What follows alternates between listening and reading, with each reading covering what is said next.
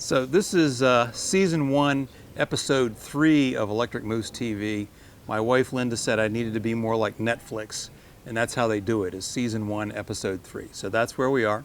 We're in the outback, at least that's what WJZ, that's what Turk calls it. When they go outside the studio, which is 10 feet away from the studio, and they say they're in the outback, it's 5 feet away from the studio. I mean, it's the funniest thing ever, but they do that and it makes it a live weather shot. So you can see the weather's really nice.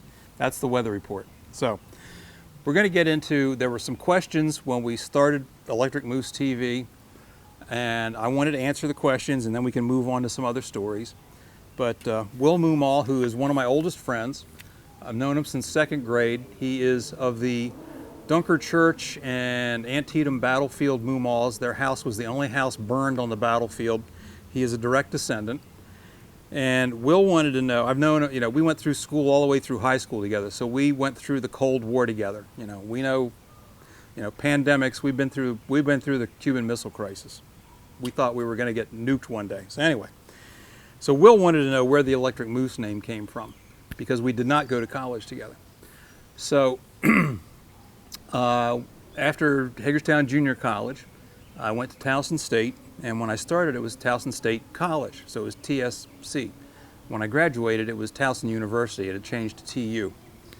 But anyway, we worked in a unit called Special Services that did special events. And this plays a little bit to Andy Nixon's question about shows and things that we have done. So Andy, listen up, you're included here.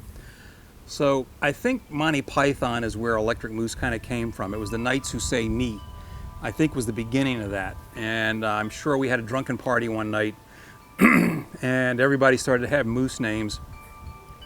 And I became Electric Moose because I was always plugging things in.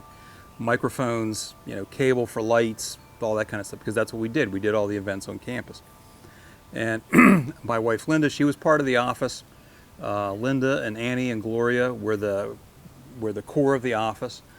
Charlie Eccles was our boss, best boss I've ever had anytime, anywhere in my life. Ed Williams was my direct manager. Ed was one of the best managers I've ever had. I learned a lot from Ed. That's a whole nother book probably. But it was one of those great working relationships. The oldest moose was Nana Moose, who was Lola Donahoe, who had a space outside of our office in the Student Union building.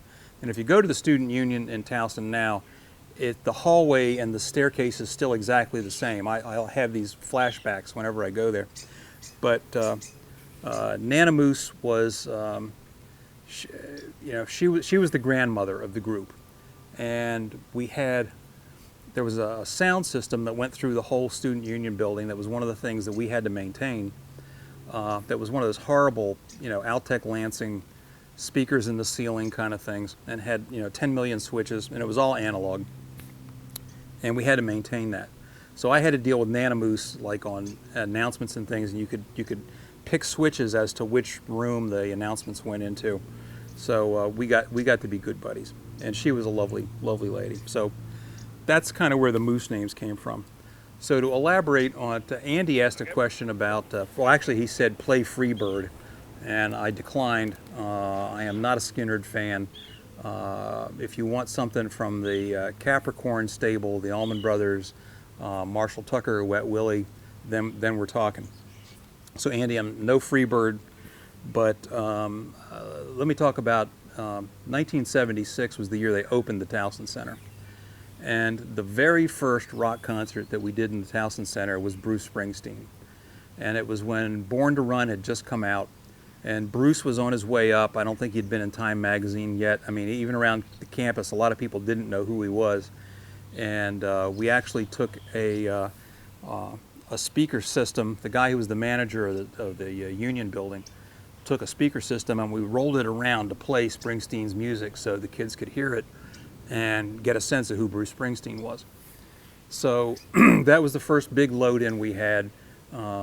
They brought in the stage from outside, and we eventually had our own stage. So we had to erect the stage, bring in his crew, set that whole thing up, and it was like a 24-hour day. But to this day, it's still one of the best rock concerts I've ever seen in my life. It was just amazing. I mean, they literally destroyed the building, and Holly will tell you they destroyed the dressing rooms. She actually gave him a hard time about that. A couple of the other shows we did, Jimmy Buffett, and that was when Margaritaville came out. America was big. Crack the Sky was the big local act, and we did a show that was to that point in my life, was one of the worst days of my life. I was the technical director of the building and sort of the in-house stage manager. And if any Crack the Sky people hear this, and they think back, they'll understand. These guys all thought they were rock stars. Now, we had dealt with 5 or 6 big rock acts, and we knew what rock stars looked like. And they came in, and there were a couple other acts. I want to say Climb a Donkey, but I'm not positive about that. But there were like 3 acts, all on the same stage, and getting them set up was way more trouble than we ever had with the big acts. And the thing that happened is, I don't remember who promoted this show, but they oversold the building that night. There were apparently counterfeit tickets. Imagine that.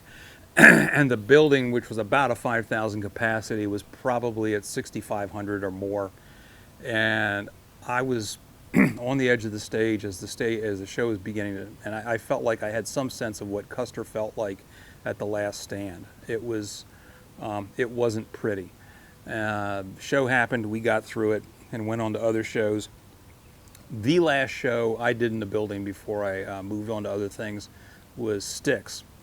And the promoters thought it would be a good idea if I did the no smoking announcement that night. It's like I never appeared on stage. That was a first. And so I went out and made the no smoking announcement, and I got booed off stage by about 5,000 Styx fans. So that was the end of my Towson Center career. That was about '78.